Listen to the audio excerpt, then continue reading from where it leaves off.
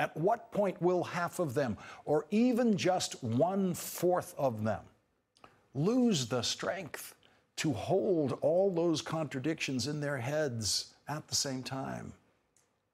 When will they lose that strength and just give up? Give up on Donald Trump? Because if that happens, if half of Donald Trump's fervent supporters reach the point where they just can't take it anymore, can't take another lie about how he arranged a payoff to a porn star, then we know how the Trump presidency is going to end. The president will be removed from office after an impeachment trial in the United States Senate, or like Nixon before him, he will resign from office before being convicted in the Senate, and I mean being convicted by Republican senators. Because if Donald Trump loses anywhere between 1/4 and 1/2 of his fervent Republican base, the bottom will fall out of the Republican Party. And the 16 current Republican senators who voted for the conviction of Bill Clinton in his impeachment trial and removal from office would do it again and vote for the removal of Donald Trump, not just from the White House, but from the Republican Party, and they would do it to save the remnants of the Republican Party. There is no courage left in the Republican Senate. There is only craven self-preservation, and the day that self-preservation depends on abandoning Donald Trump, they will do it, but we're not there yet. And so Republicans in the House and the Senate spent another day in fear of Donald Trump and even greater fear of the new evidence against Donald Trump. Assistant United States Attorney Andrea Griswold stood in federal court in Manhattan yesterday and described 2 crimes that she believes were committed by the President of the United States with the President's former lawyer, Michael Cohen. Both crimes involved an illegal contribution to the Trump presidential campaign, and Andrea Griswold took her place in history as the first federal prosecutor to describe a large illegal presidential campaign donation made with criminal intent and done, as she put it, at the, quote, suggestion of a candidate.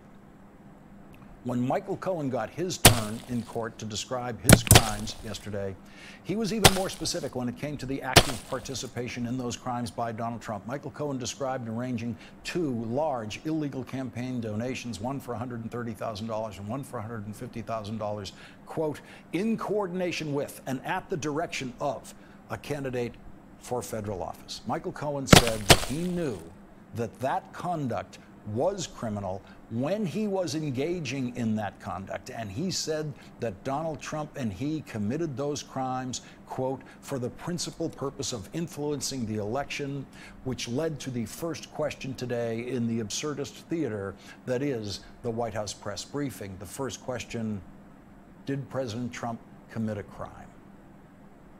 Thank you, Sarah. Michael Cohen, under oath, pleaded guilty to, among things, paying Stormy Daniels and Karen McDougal during the campaign. And he says he did it at the direction of the President of the United States. Did President Trump commit a crime? As the president has said, we've stated many times, he did nothing wrong. There are no charges against him, and we've commented on this extensively. Did the president commit a crime? That was a question that was never asked in the Obama White House press briefings, 8 years of them, never asked. There are very few White House press secretaries who have ever had to answer the question, did the president commit a crime? Very, very few. And this White House press secretary's approach to that question was, of course, to lie. She said he did nothing wrong. Donald Trump has proved that he knows that he did something wrong in paying off Stormy Daniels and other women during the campaign.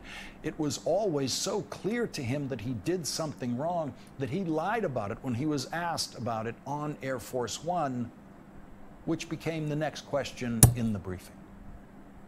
So many people now look back at that tape of him on Air Force One saying he knew nothing about these payments, when in fact we now know he knew everything about these payments. So has he lied? Look, again, I think that's a ridiculous accusation. The president in this matter has done nothing wrong, and there are no charges against him. So now in the Trump White House, it is a ridiculous accusation if you ask the question, has the president lied after the whole world has watched the president lie on Air Force One?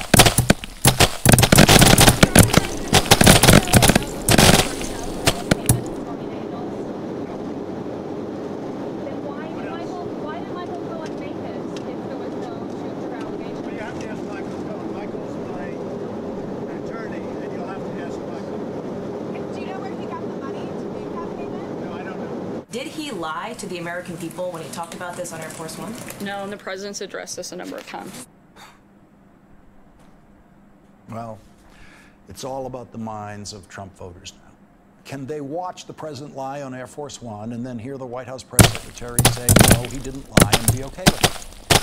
There are going to be fewer and fewer White House press briefings now, because every White House press briefing from now on is going to include questions that would be asked in an impeachment hearing in the Judiciary Committee in the House of Representatives, where the impeachment process begins. In federal court yesterday, the prosecutor described for the judge the evidence that proves Michael Cohen's guilt beyond a reasonable doubt in the crimes that he says he committed with Donald Trump. Prosecutor said,